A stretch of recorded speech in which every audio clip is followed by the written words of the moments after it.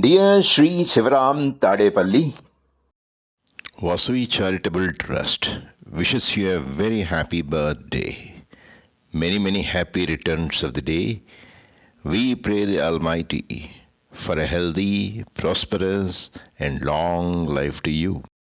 May Vasavi Mata shower her choicest blessings on you and on all your family members.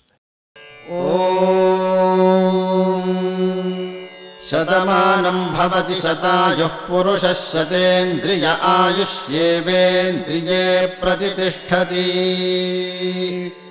शतमानं भवति शतमानकं शतमानं भवति शतायुः शतायुर्भवति शतमानकं शतमानं भवति शतायुः शतमानमिति शतमानम् भवति शतायुः शतायुर्भवति शतायुः पुरुषः शतायुर्भवति शतायुः पुरुषः शतायुः पुरुषः शतायुः पुरुषः शतेन्द्रियः पुरुषः शतायुः पुरुषः शतेन्द्रियः शतायुरिति शतायुः पुरुषः शतेन्द्रियः पुरुषः शतेन्द्रिय आयुष्यायुषि शतेन्द्रियः पुरुषः शतेन्द्रिय आयुषि